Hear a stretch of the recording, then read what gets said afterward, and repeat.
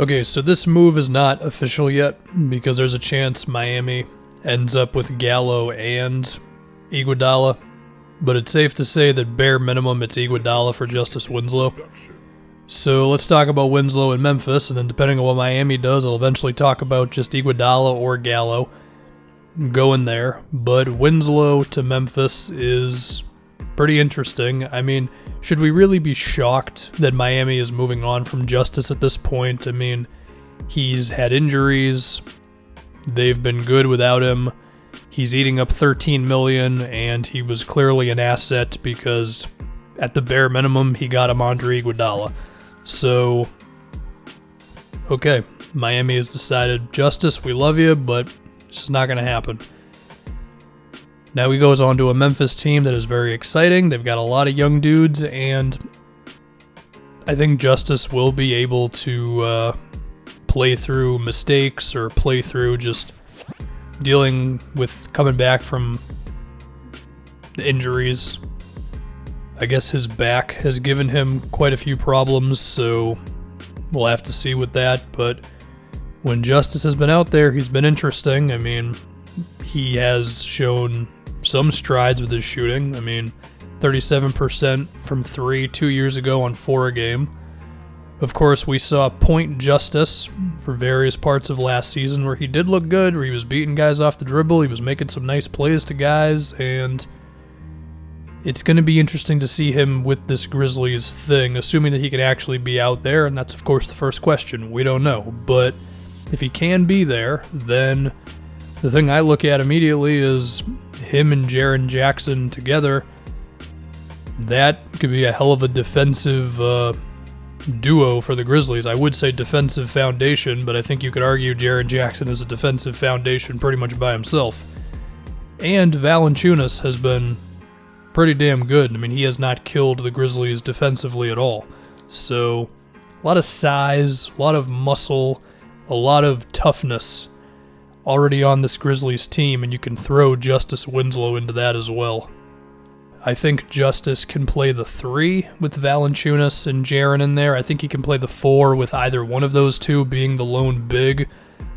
I feel like you might even be able to get away with some pretty big lineups here. Now, I shouldn't say get away with. I think this would be the go-to. It'd be Dillon Brooks, who's 6'6", Justise, Valanciunas, Jaren, and it does allow Ja to not have too much put on his plate defensively. I mean, I don't know what he projects to be as a defensive player, Ja Morant. He's certainly not the biggest guy in the world, so there's that. But he plays hard, and they're going to be able to have quite a few dudes who can help him out. I mean, Kyle Anderson is another one. He's got size, and he can defend.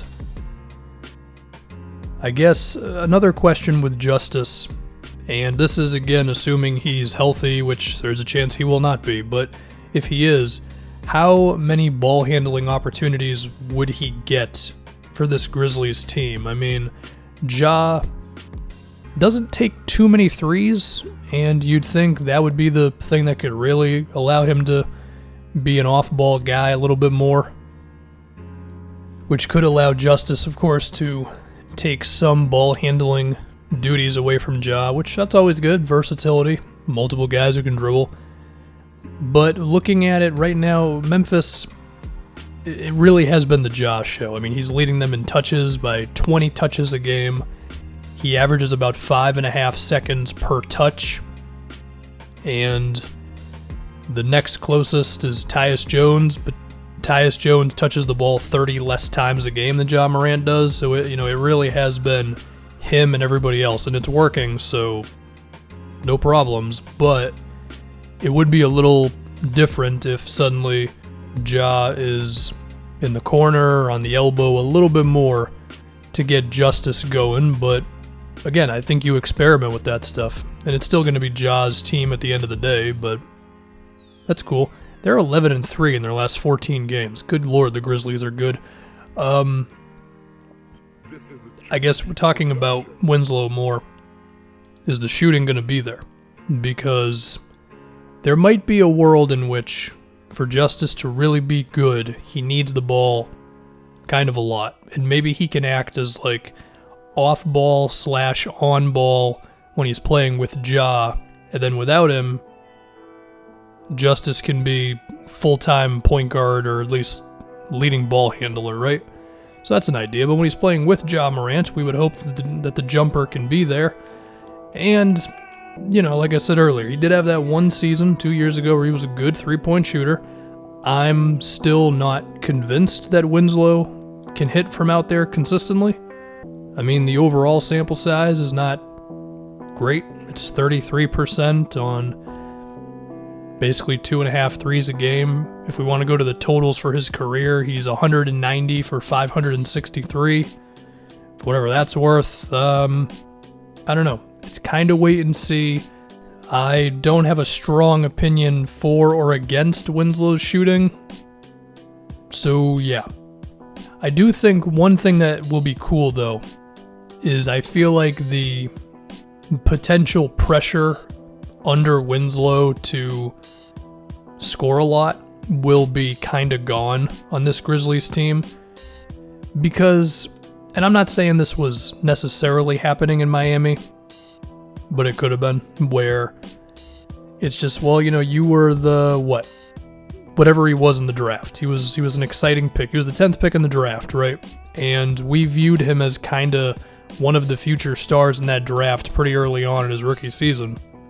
And I feel like now with Memphis, he can kind of just sink into the team a little bit more, and it's okay if he just scores 12 points a game or something.